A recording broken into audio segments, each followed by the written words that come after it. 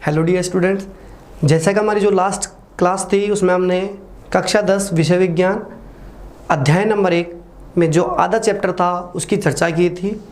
आज जो हमारा अगला टॉपिक है नशीले पदार्थ, उनकी चर्चा करते हैं।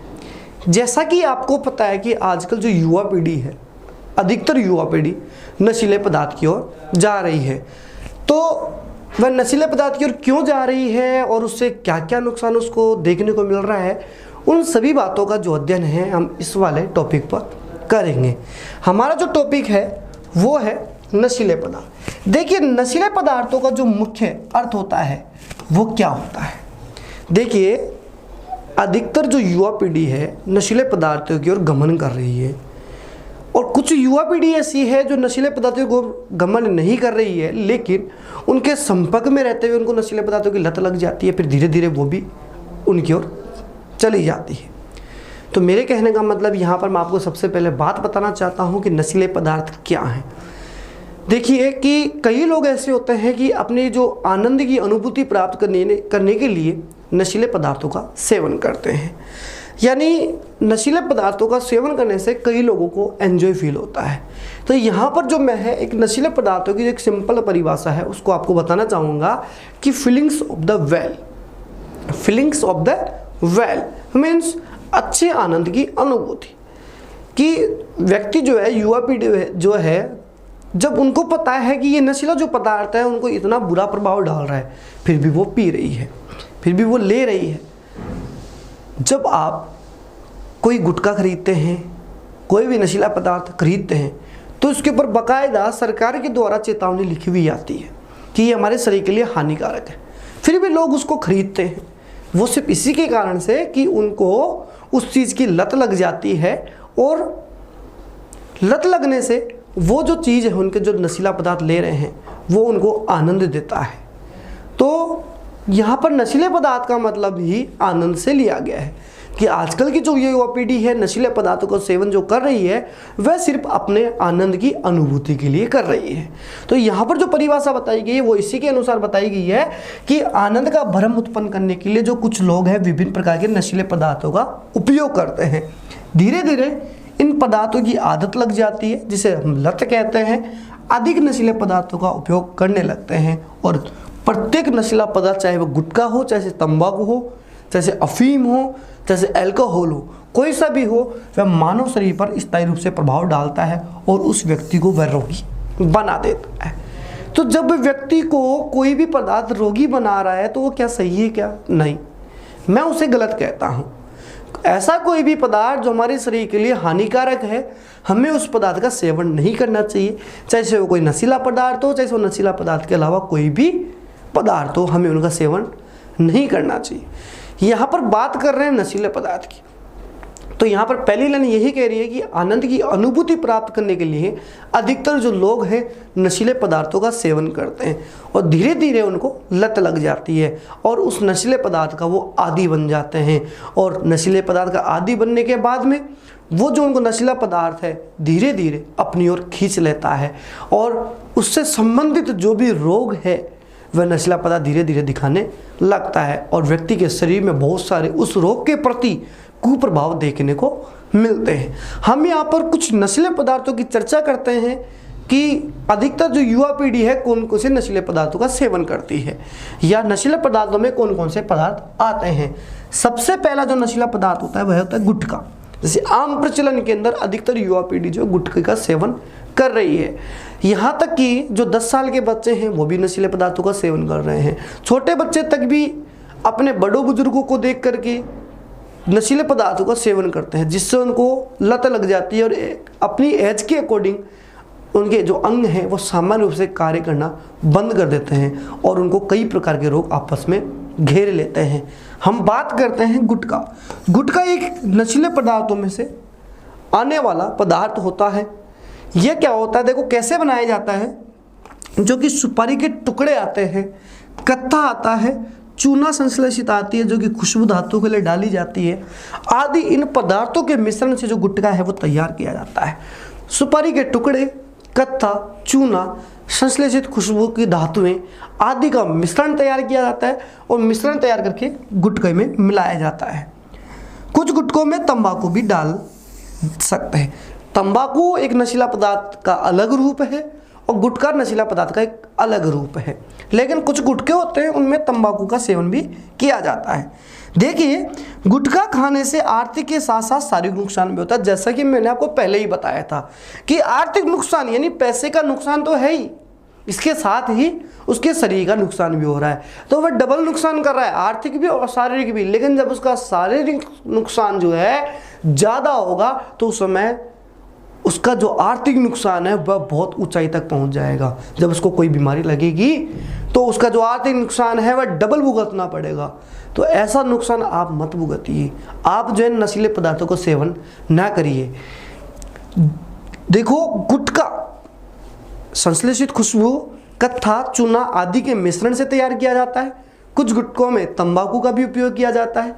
जो गुटखा है आर्थिक हानि के साथ साथ शारीरिक नुकसान भी बचाता है। यहाँ पर गुटखे की वजह से एक रोग होता है, मुख्य रोग, जिसे हम कहते हैं सबम्यूकस फाइब्रोसिस रोग। गुटखा खाने वाले व्यक्तियों को एक रोग होता है जिस रोग को हम कहते हैं सबम्यूकस फाइब्रोसिस रोग। देखिए, यह जो रोग है गुटखा खाने वाले व्यक्तियों को होता है। इस रोग के जो लक्षण हैं वो क्या होते हैं? जब भी व्यक्ति अपना मुंह खोलता है, एक तो पूरी तरह से उसका मुंह नहीं खुल पाता है, और आपको पता है कि समाज में हम हर जगह पर बैठते हैं तो हमें हर किसी व्यक्ति से बातें करनी पड़ती हैं, और हर किसी से व्यक्ति से बातें करने के साथ साथ जब हमारा पूरे तरीके से मुंह बोल नहीं पाते हैं तो वहाँ पर हमें शर्म महसूस करनी पड़ती है। वो शर्म महसूस जो कर रहे हैं वो सिर्फ इस नशीले पदार्थों में गुटखे, तंबाकू आदि के कारण से कर रहे हैं। तो जो गुटखा है उसके कारण से एक रोग होता है जिसे कहते हैं सबम्यूकस फाइब्रोसिस रोग। यह रोग क्या करता है, मुंह का जो जबड़ा है ना उसको अच्छे से नहीं खोलने देता। इस जबड़े की जो मांसपेशियां वो कठोर हो जाती हैं, और कठोर हो जाने के कारण से वो मांसपेशियां पूरी तरह से नहीं खुल पाती हैं, जिसके कारण से व्यक्ति को सबम्यूकस फाइब्रोसिस रोग हो जाता है। प्रश्न है, गुटखा खाने से कौन सा रोग होता है? गुटखा खाने से सबम्यूकस फाइब्रोसिस रोग होता है। इस रोग के अंतर्गत जबड़े की मांसपेशियां कठोर हो जाती हैं, जिससे व्यक्ति का जबड़ा ठीक से नहीं खुल पाता है। तो आप जो है इस गुटखे को परहेज करें, उस गुटखे को आप उपयोग नहीं लें। अगला जो हमारे पास में आता है वो है तंबाकू। हमने पहले अभी चर्चा की थी गुटखे पर, अब हम नेक्स्ट जो चर्चा करते हैं वो है तंबाकू। देखिए, गुटखे का जैसा ही एक नशीला पदार्थ है तंबाकू, लेकिन गुटखे से ज़्यादा नुकसान पहुंचाने वाला एक नशीला पदार्थ होता है तंबाकू। देखो, तंबाकू जो है निकोटिना टोबैकम, जो इसका कुल होता है सोलनेसी। जैसे कि आप कक्षा 11 में जाएंगे, जो पौधे के कुल अलग अलग भागों में बांटे जाते हैं, उसी प्रकार जो तंबाकू पादप है वह सोलनेसी कुल का आता है। तो इसकी पादप की पत्तियों से प्राप्त किया जाता है। हमारे पास में जो कुल होता है सोलनेसी, जिसमें पादप आता है एक तंबाकू का, जिसकी पत्तियों से हमें क्या मिलता है? तंबाकू। इसका जो वैज्ञानिक नाम दिया गया है पत्तियों का वो दिया गया निकोटिना टोबैकम। जो तंबाकू है निकोटिना टोबैकम कुल सोलनेसी नामक पादप की पत्तियों से प्राप्त किया जाता है। इन पत्तियों के अंदर नशीला पदार्थ को कितना होता है? 1 से 8% निकोटिना नामक एल्केलॉइड पाया जाता है। इन पत्तियों के अंदर 1 से 8% निकोटीन नामक एल्केलॉइड पाया जाता है, और जो यहाँ पर एल्केलॉइड है वो एक नशीला पदार्थ इन पत्तियों के अंदर कितना है? 1 से 8% है। अधिकांश लोग हैं जो पान, गुटखा या चूना तंबाकू में मिला करके खाते हैं। जैसे कि आपने बहुत सारे लोगों को देखा है, तंबाकू ले लिया और उसको अपन मिला करके खा रहे हैं। मुझे तो मिलाना भी नहीं आता कैसे मिलाते हैं, तंबाकू को मिला करके खा रहे हैं। कुछ लोग तंबाकू को पाउडर को सूंघने या मंजन की तरह दांतों के मसड़े पर मलने करते हैं। कितनी गंदी बात बता रहा है। देखो कि कुछ लोग तो कहे कि मंजन के रूप में उसको ले रहे हैं, कुछ लोग मंजन के रूप में तंबाकू को ले रहे हैं। तो आशा करता हूं कि आप जितने भी स्टूडेंट हमारे से ये क्लास ले रहे हैं वो कोई भी तंबाकू का सेवन नहीं कर रहे हैं। अगर कोई भी स्टूडेंट्स तंबाकू या कोई भी नशीले पदार्थ का सेवन कर रहा है तो वो उनको परहेज करे। आने वाले समय में आपका शरीर के साथ साथ आपका आर्थिक नुकसान भी बहुत होने वाला है। इन सब चीज़ों से आप दूर रहें। तंबाकू जो है सूंघने के लिए भी काम में ले लेते हैं, दांतों के मसूड़े पर भी मलने के लिए कई लोग काम ले लेते हैं। तंबाकू को लोग देखो किस किस रूप में काम में ले रहे हैं, बीड़ी के रूप में ले रहे हैं, सिगरेट के रूप में ले रहे हैं, चिलम के रूप में ले रहे हैं, सिगार के रूप में ले रहे हैं, अन्य रूप में भी इसको, यानी बीड़ी, सिगरेट, चिलम, हुक्का, इसको सब रूप में काम में ले रहे हैं। आजकल हर व्यक्ति बीड़ी पीता है, अपने गैस के लिए भी पीता है, कई लोग किसी के लिए पीते हैं, लेकिन ये सब नशीले पदार्थ अपने शरीर के लिए हानिकारक होते हैं। हम तंबाकू की बात कर रहे थे। तंबाकू निकोटिना टोबैकम कुल सोलनेसी के पादप की पत्तियों से प्राप्त किया जाता है। इसमें 1 से 8% नामक एल्कोलॉइड होता है। तंबाकू को लोग जो है बीड़ी, सिगरेट, चिलम, हुक्का आदि के रूप में उपयोग में लेते हैं। यह हमारे शरीर को बहुत ही नुकसान पहुंचाने वाला एक पदार्थ होता है। अब बात करते हैं तंबाकू के उपयोग से हानि। प्रश्न आता है तंबाकू जो है कौन सी पौधे की पत्तियों से प्राप्त किया जाता है और इससे कौन कौन सी हानियां होती हैं। हानि तो सीधी सी बात है, आर्थिक तो है ही, अब इसके साथ शारीरिक भी है, लेकिन विशेष रूप से जो शारीरिक नुकसान होता है वो कौन सा होता है। देखिए, तंबाकू के निरंतर संपर्क में आने से एक तो मुंह का, एक जीभ का, एक गले का और एक फेफड़ों का कैंसर होता है, जिसका कोई इलाज ही नहीं है। अभी तक इसका पूरा प्रॉपर इलाज ही नहीं बना है जिसकी ये बात कर रहा है। तो आने वाली पीढ़ी क्या इस कैंसर से ग्रसित रहना चाहती है? मेरा मानना है कि इस कैंसर को दूर रखने के लिए, अगर आपको कैंसर ही दूर रखना है तो आप इन पदार्थों का सेवन ही नहीं करें। अधिकांश जो कैंसर है इनकी वजह से ही होता है। कुछ लोगों में कैंसर का कारण अलग हो सकता है, लेकिन जो अधिकांश कैंसर माना जाता है नशीले पदार्थों के सेवन से ही माना जाता है। हम बात कर रहे थे तंबाकू की। तंबाकू जो है किस किस कैंसर को उत्पन्न करता है? मुंह के कैंसर को उत्पन्न करता है, जीभ के कैंसर को उत्पन्न करता है। मुख्य तो काम मुंह का ही होता है। अपने पूरे शरीर में जितने भी तंत्र हैं उन तंत्र में से मुंह का, जो हमारा पाचन तंत्र है, जिसका पहला अंग मुंह होता है, मुख होता है, उसका भी बहुत बड़ा काम होता है। यहीं से भोजन जाता है, यहीं से पूरे शरीर को ऊर्जावान चीज मिलती है। अगर उसी का कैंसर हो गया तो आप किसी के लायक नहीं है। लेकिन वो हुआ किसके कारण से? इस तंबाकू के कारण से, इस तंबाकू के कारण से हुआ है। तो यहाँ पर जो तंबाकू है मुंह का, जीभ का, गले का, फेफड़ों तक का कैंसर दे रहा है, आर्थिक नुकसान दे रहा है। देखिए, तंबाकू में उपस्थित निकोटीन जो होता है तंबाकू में उपस्थित एल्कोलॉइड है, वह धमनियों की दीवारों को मोटा कर देता है, जिससे रक्तदाब, हृदय स्पंदन की दर बढ़ जाती है। देखिए, तंबाकू जो है जैसे ही हमारे शरीर के अंदर जाता है तो वह धमनियाँ जो रक्त को ले जाने आने का कार्य करती है, धमनी और शिराएं, उनमें से वह धमनी की दीवारों को क्या कर देता है? मोटा कर देता है। अब जैसे ही वो दीवारें मोटी होती हैं तो उसमें जो रक्त का प्रवाह है उसका सिस्टम बिगड़ जाता है। सिस्टम बिगड़ने से रक्तदाब, ब्लड प्रेशर हो जाता है, हृदय स्पंदन की दर बढ़ जाती है, जो हार्ट बीट होती है वो बढ़ने लगती है। तो ऐसा काम क्यों करते हैं? उन सब कामों को दूर कीजिए, तंबाकू के सेवन को दूर कीजिए। कोई भी नशीले पदार्थ अपने को नहीं ग्रहण करने हैं। गर्भवती महिलाओं द्वारा तंबाकू का सेवन करने से भ्रूण विकास की गति मंद पड़ जाती है। देखिए, बिल्कुल सही बात कह रहा है कि आम जनता में युवा पीढ़ी तो इसको ग्रहण कर रही है, लेकिन अधिकांश महिलाएं भी इन नशीले पदार्थों के सेवन से ग्रसित हैं। अगर गर्भवती महिला के द्वारा तंबाकू का सेवन किया जाता है तो गर्भवती महिला के अंदर जो शिशु होता है, जो विकास कर रहा होता है शिशु, धीरे धीरे उसकी गति भी मंद पड़ जाती है। तो गर्भवती महिला क्या ये नहीं समझ सकती कि अब अगर वो तंबाकू का सेवन कर रही है तो उसके शिशु को नुकसान है? लेकिन नहीं समझ पाते। क्यों? लत लग चुकी है। जब उनको पहली बार समझाया गया था तब नहीं समझे, तो लत लगने के बाद में तो क्या समझेंगे? तो गर्भवती महिलाओं का जब तंबाकू का सेवन होता है तो गर्भवती महिला में शिशु के विकास की गति अवरुद्ध हो जाती है, वह अपना पूरी तरीके से विकास नहीं कर पाता है। यहां पर बात करें एक सिगरेट की, तंबाकू आता है, बीड़ी, सिगरेट, चिलम, हुक्का जिसकी बात कर रहे थे। सिगरेट में जो उपस्थित होता है कार्बन मोनोऑक्साइड, जो लाल रुधिर कणिकाओं को नष्ट कर देती हैं, लाल रुधिर कणिकाओं यानी आरबीसी को नष्ट कर देती हैं और रक्त में ऑक्सीजन के परिवहन की क्षमता को कम कर देती हैं।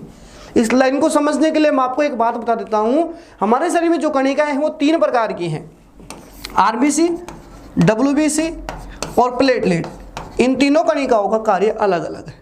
जिसमें से जो आरबीसी है उसका मुख्य कार्य यही होता है कि शरीर में ऑक्सीजन का परिवहन करना, शरीर में भोजन का परिवहन करना, शरीर का तापमान बनाए रखना।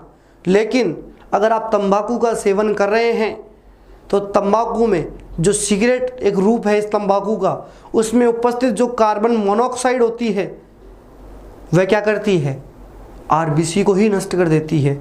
अरे जब आपने आरबीसी को ही नष्ट कर लिया तो आरबीसी का ही तो कार्य है कि ऑक्सीजन पहुंचाएगी शरीर में, और जब आपने आरबीसी को ही नष्ट कर लिया तो शरीर में क्या ऑक्सीजन पहुंच पाएगी, नहीं पहुंच पाएगी। तो ऑक्सीजन की क्षमता पर भी बहुत बुरा प्रभाव डलता है। जब आप शरीर में ऑक्सीजन ही नहीं ले पाएंगे तो क्या शरीर बचेगा, नहीं बच पाएगा। सिर्फ नुकसान किसके कारण से हुआ, तंबाकू के कारण से हुआ है। तंबाकू में जो सिगरेट के अंदर कार्बन मोनोऑक्साइड आता है वो आरबीसी को नष्ट करता है, जिससे ऑक्सीजन का जो प्रभाव होता है, ऑक्सीजन के परिवहन की जो क्षमता होती है, ऑक्सीजन के ले जाने आने का जो कार्य होता है आरबीसी के द्वारा, वह बिल्कुल क्या हो जाता है, कम हो जाता है। तो यहाँ पर बहुत बड़ी बात बताई गई है कि गर्भवती महिलाओं के द्वारा तंबाकू का सेवन करने से शिशु का विकास रुक जाता है।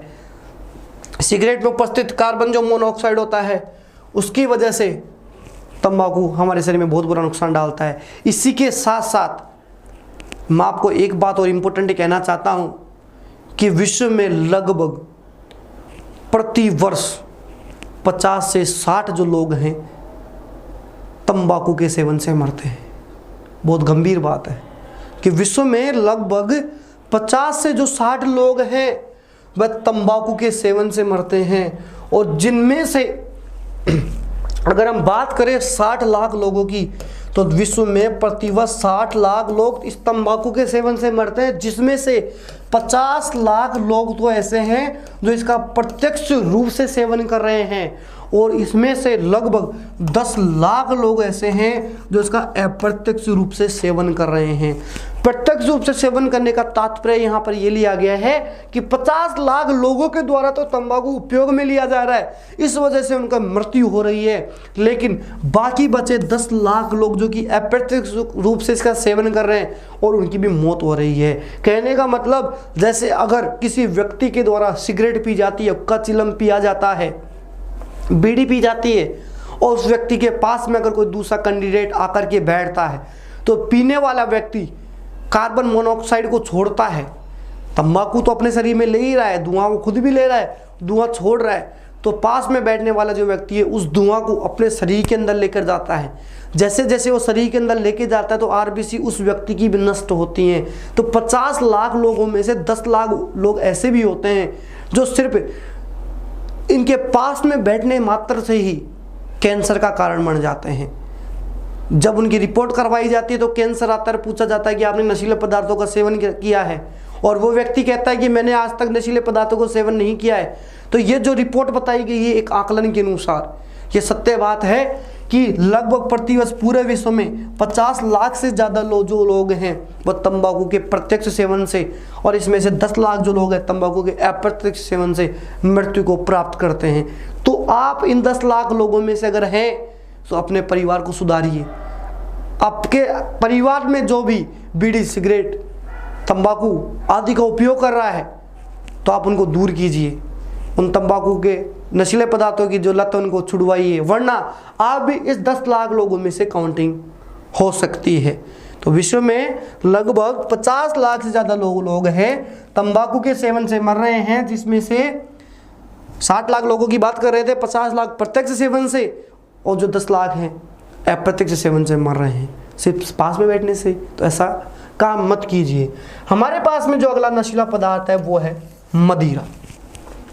मदिरा देखो सामान्य भाषा में इसको दारू कह सकते हैं, अल्कोहल कह सकते हैं।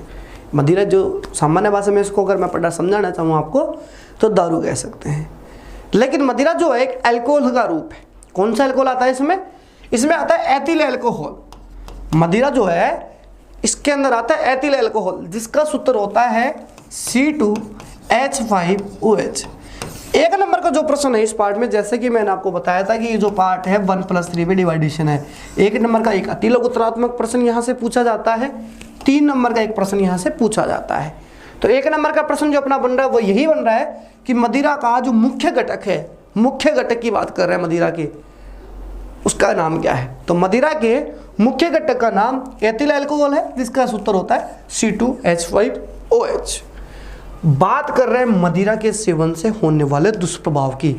तो देखिए आप भी एक अनुमानित गणना के अनुसार मुझे बताइए कि मदिरा के सेवन से क्या क्या नुकसान। सबसे पहले हम एक सबसे बड़ी बात करें, मदिरा का सेवन से होता है आर्थिक नुकसान। अगर कोई व्यक्ति दिन के अंदर 10-10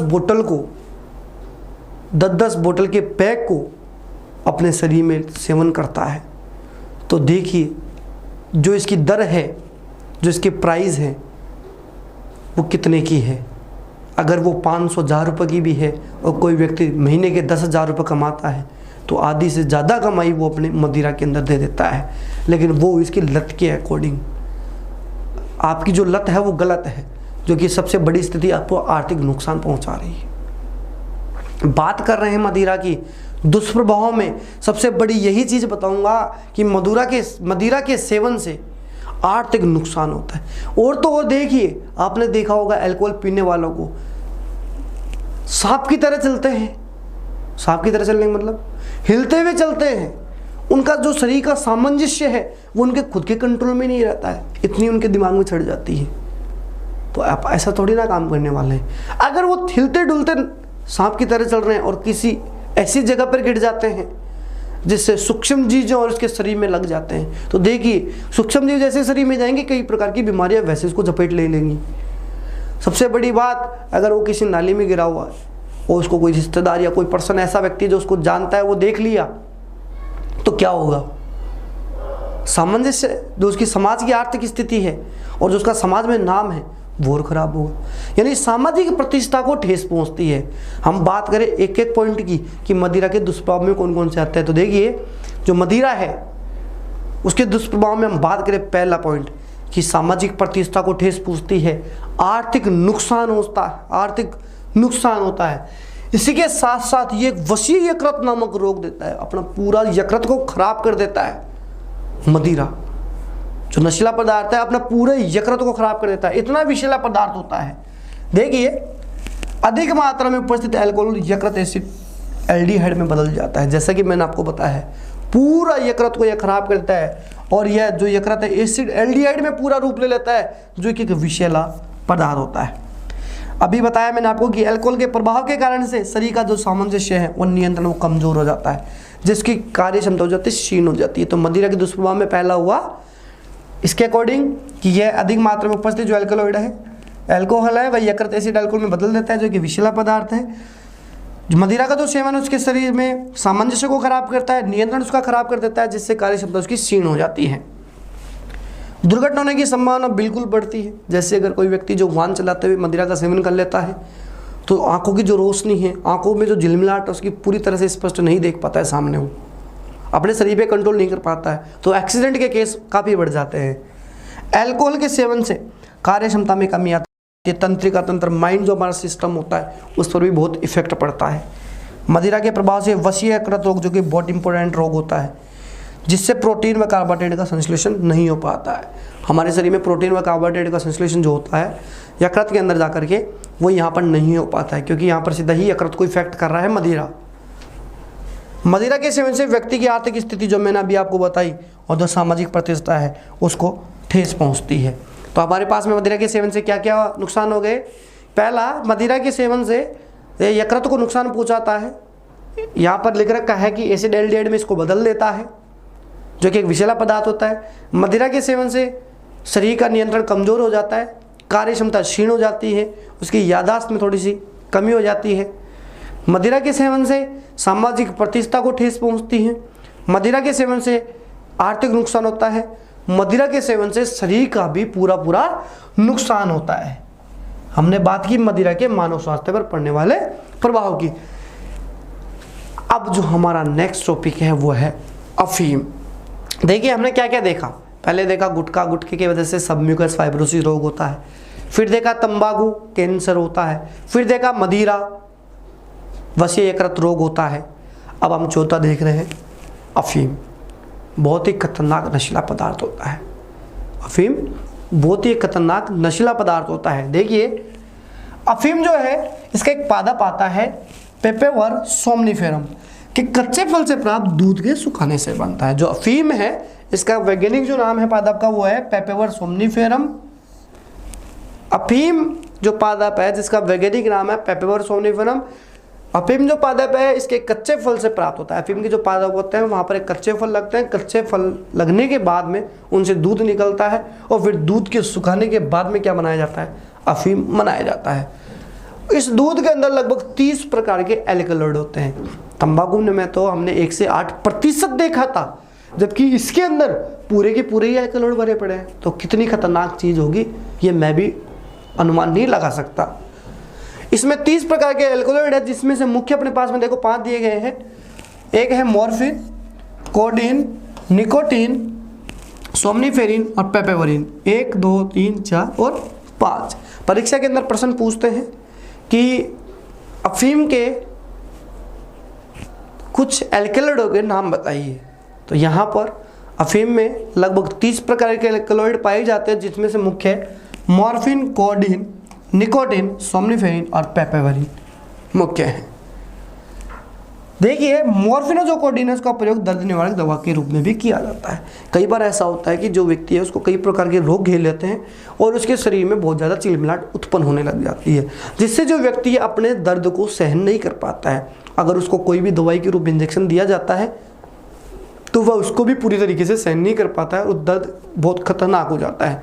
इसलिए यहाँ पर जो अपने पास में 2 मुख्य घटक हैं मॉर्फिन और कोडीन, उनकी क्या होती है, चिकित्सा प्रणाली के अनुसार दवाई बनाई जाती है और दवाई के रूप में लोगों को इंजेक्शन दिया जाता है। ये हर किसी को इंजेक्शन नहीं लगाए जा सकते, ये सरकार के द्वारा जो ऑर्डर होते हैं उन्हीं के अनुसार ये इंजेक्शन लगाए जाते हैं। ये व्यक्ति को क्या करते हैं, नशीला पदार्थ है जैसा कि अपन समझ रहे हैं, तो व्यक्ति के जैसे शरीर में जाते हैं तो उसको एक आनंद दे देते हैं, उसकी अनुभूति जो होती है वहाँ पर फील करवा देते हैं, जिससे कि जो दर्द है वो बिल्कुल रिलीज हो जाता है, बिल्कुल कम हो जाता है। जैसे कि हमने पहले पढ़ाया कि नशीले पदार्थ होते हैं वो आनंद की अनुभूति के लिए लेते हैं, तो जैसे इसका दर्द बहुत तेज चल रहा होता है शरीर के अंदर तो उसको क्या करते हैं वो कम कर देते हैं। तो यहाँ पर मॉर्फिन और जो कोडीन का प्रयोग है वो दर्द निवारक दवा के रूप में काम में लिया जाता है। देखिए पहले के जो लोग होते थे ग्रामीण क्षेत्रों में, जैसे अगर उनके ऊपर कोई गम आता था, कोई दुख का अवसर आता था तो वो अफीम का सेवन करते थे, या जैसे अगर कोई उनके ऊपर खुशी का अवसर आता था तो भी वह अफीम का सेवन करते थे। तो यहाँ पर बताया गया है कि ग्रामीण क्षेत्रों में गम या खुशी के अवसरों पर जो है अफीम की मनुहार करने की प्रथा आज भी चल रही। कई गांव ऐसे हैं जिनमें आज भी ये परंपरा चल रही है। अफीम के जो डोडे हैं फलवृत्ति से प्राप्त होते हैं, इनको उबाल करके पीने की लत आज भी बहुत लोगों में होती है और जिससे प्रतिरोधक क्षमता कम हो जाती है। तो मैं यहाँ पर प्रतिरोधक क्षमता सीधी सी बात कह दिया, इसने शरीर से रोगों से लड़ने की क्षमता कम कर देता है। कौन? अफीम। तो यह तो एक ही बात कह रहा है, लेकिन अफीम के कारण से तो बहुत शारीरिक नुकसान होते हैं। सबसे बड़ी बात इसने यहाँ पर कह दी कि रोग प्रतिरोधक क्षमता कम हो जाती है। अब रोग प्रतिरोधक क्षमता जब कम हो गई तो रोगों से लड़ने की क्षमता अगर कम है तो कोई भी रोग यहाँ पर लग सकता है हमारे शरीर को। कोकीन, भांग, चरस, गांजा, ये सब किसके रूप आते हैं? अफीम के ही रूप आते हैं। आदि मादक पदार्थों के रूप में प्रचलन आते हैं। बहुत सारे लोग हैं जो चरस गांजा को उपयोग कर रहे हैं, ये सब अफीम के ही रूप में, जो एक बहुत भयंकर लत लगा लेते हैं और एक शरीर को बहुत नुकसान पहुंचाते हैं। नशीले पदार्थों के दुष्प्रभाव जो है परिवार से विच्छेदन, अपराध प्रवृत्ति की वृद्धि, शारीरिक और मानसिक कमजोरी के रूप में सामने आ जाता है। बिल्कुल सही बात है। अफीम के कारण से देखो क्या हो जाता है, पारिवारिक विच्छेदन, परिवार एक अलग हो जाता है, व्यक्ति का रवैया ही पूरा अलग हो जाता है। अपराध प्रवृत्ति, जब उसको कोई नशीला पदार्थ जैसे अफीम नहीं मिल रहा है तो उस अफीम को प्राप्त करने के लिए वह कोई सभी अपराध कर सकता है, इतनी इसमें ताकत होती है। शारीरिक वृद्धि, मानसिक कमजोरी, जैसे अफीम को ग्रहण करता है तो मानसिक स्थिति पर बहुत ज़्यादा प्रभाव पड़ता है। अफीम की लत बहुत खतरनाक होती है और मैं कहना चाहूँगा कि सारे नशीले पदार्थों की लत बहुत खराब है। एक लिमिट के अंदर नशीले पदार्थों को जब उपयोग किया जाए तो वो वहाँ तक ठीक है, लेकिन वहाँ तक भी गलत मानता हूँ। इन नशीले पदार्थों का जो सेवन है आपको नहीं करना चाहिए। अब बात करते हैं कि अफीम की प्रथा के लिए आप क्या कर सकते हैं, इसको रोकने के लिए आप क्या कर सकते हैं, या फिर नशीले पदार्थों को रोकने के लिए आप क्या कर सकते हैं। देखिए जितने भी नशीले पदार्थ हैं उनको रोकने के लिए आप क्या कर सकते हैं। एक तो समय से पर अभियान चला सकते हैं, लोगों को जागरूक कर सकते हैं कि इन नशीले पदार्थों के कारण से ये होता है। तो यहाँ पर 2 ही पॉइंट मैं आपको मैंने बताऊंगा कि समय समय पर हमें अभियान चलाए जाने चाहिए। समय समय पर हमें लोगों को जागरूक करना चाहिए कि नशीले पदार्थों के कारण से ये शरीर की समस्याएं आती हैं, जिससे लोगों में जागरूकता होगी और उन लोगों में जो चेतना है उनकी वो समझने का प्रयास करेंगे, और हो सकता है कि कुछ लोगों को ये आदत जो है हमारे अभियान से ही छूट जाए। तो नशीले जो पदार्थ हैं, कोई सा भी नशीला जो पदार्थ हो, हमारे लिए जो है एक बहुत ही काफ़ी नुकसान माना जाता है। अब देखिए जो हम बात करने वाले हैं वो है दवाओं के दुरुपयोग। जैसा कि हमने अभी यहाँ पर जो देखा था, नशीले पदार्थों में तंबाकू, गुटखा, अफीम, मदिरा आदि का अध्ययन किया। अब हम देखते हैं दवाओं का दुरुपयोग। देखो नशीले पदार्थों के रूप में भी कई बार आप देखना कि कई लोगों को, कई बच्चों को दवाई दी जाती हैं, उनके अंदर नशीला पदार्थ डाल दिया जाता है और उन बच्चों को लत लगवा दी जाती है, तो वो एक गलत है। देखिए बच्चे नशे के लिए थिनर एसीटोन पेट्रोल जो सॉल्वेंट आता है ऑयल, उसको गैर परंपरागत पदार्थों का प्रयोग करते हैं। सूंघने के लिए कई लोग प्रयोग करते हैं। पेट्रोल को सूंघने मात्र से कई लोग तो जी रहे हैं। पेट्रोल में जो सुगंध आती है उसको नशीला समझ करके कई लोग जी रहे हैं। जूता चिपकाने का जो गोंद आता है, करेक्शन जो फ्लूइड आता है, स्प्रे पेंट आता है, नेल पॉलिश जो आती है, रबड़ सीमेंट आती है, सूखे इरेजर आते हैं, मार्कर आती है, गैसोलीन में मौजूद पदार्थों का स्वाद के कारण अपने शरीर में ले लेते हैं। बिल्कुल देखो जैसे कोई मार्कर आता है उसमें भी एक नशीला पदार्थ मिलाया जाता है। कई लोग उसको सूंघ कर कोई मजा ले रहे हैं, उसकी आनंद की अनुभूति ले रहे हैं, तो गलत है ना भाई। वो जो पदार्थ है अपने काम के लिए बनाया गया है, वो अपने काम को पूरा कर रहा है, आप उस काम को पूरा नहीं कर रहे हैं, आप खुद के काम को पूरा कर रहे हैं, तो ये गलत है। फेफड़ों में सूजन, गुर्दे की खराबी और कभी कभी ठीक नहीं होने वाली मानसिक क्षति जैसी शारीरिक एवं मानसिक समस्याएं हो जाती हैं। बिल्कुल सही बात है। इनको सूंघने मात्र से ही फेफड़ों की समस्या देने लग जाती है, और जब ये सूंघने मात्र वाला पेन अगर हमें नहीं मिला और उसकी लत हमें लग गई तो मानसिक स्थिति खराब होगी, तो मानसिक स्थिति खराब हो जाती है। तो दवाओं के दुरुपयोग में यही है कि कई प्रकार की दवाई जो आती है, इनको जो हमारे प्रचलन के अंदर अनुसार है, कई लोग जो है बहुत गलत तरीके से इनका उपयोग करते हैं। ये हमने नशीले पदार्थों की बात कर ली।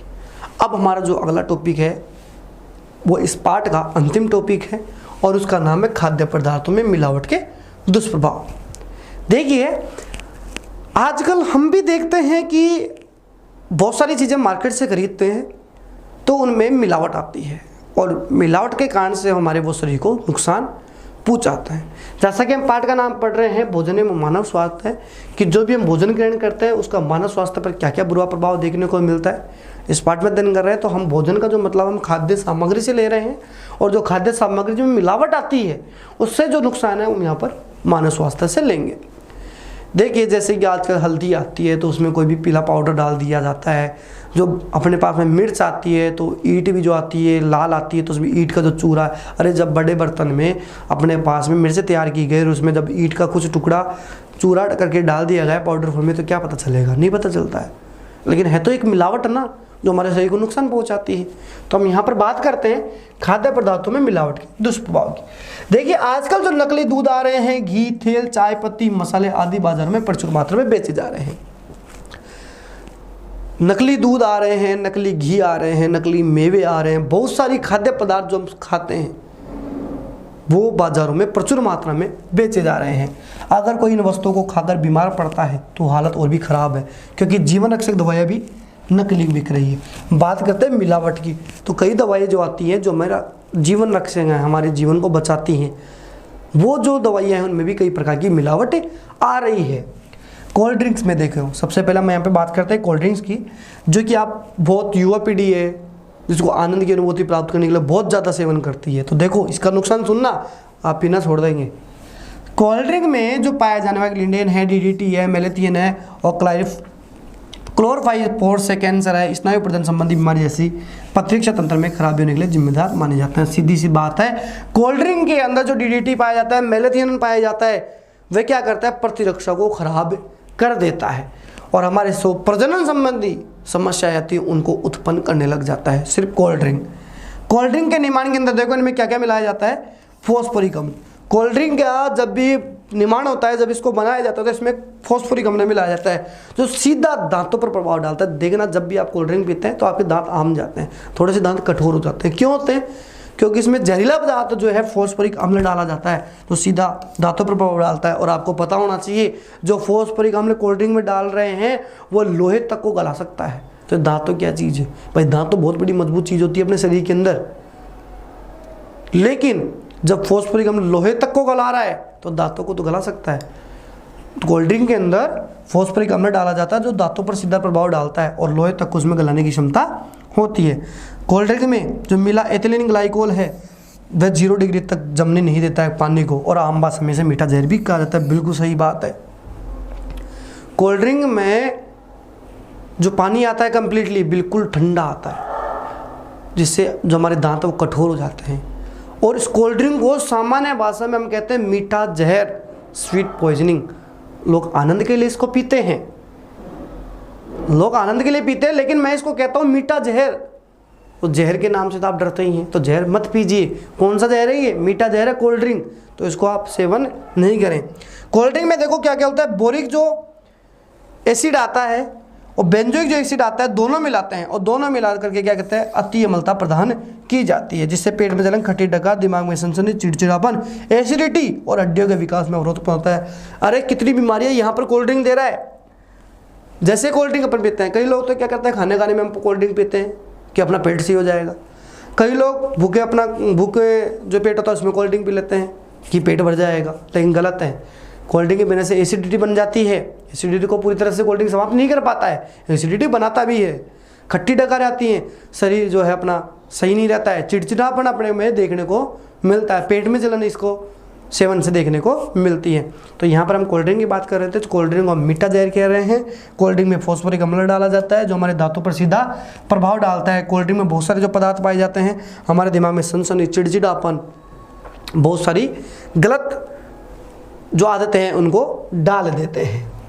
कोल्ड ड्रिंक में देखो 0.04 ppm शीशा डाला जाता है, जो क्या करता है हमारे स्नायु को, मस्तिष्क को, गुर्दे को, लीवर को और मांसपेशियों को खराब कर देता है। तो एक नंबर का जो प्रश्न है यहाँ पर आता है कि कोल्ड ड्रिंक में 0.4 ppm डालने से क्या होता है। जब भी कोल्ड ड्रिंक में 0.04 ppm डाला जाता है तो स्नायु को, मस्तिष्क को, गुर्दे को, लीवर को और मांसपेशियों को खराब कर देता है। ये सभी इनके लिए घातक होते हैं।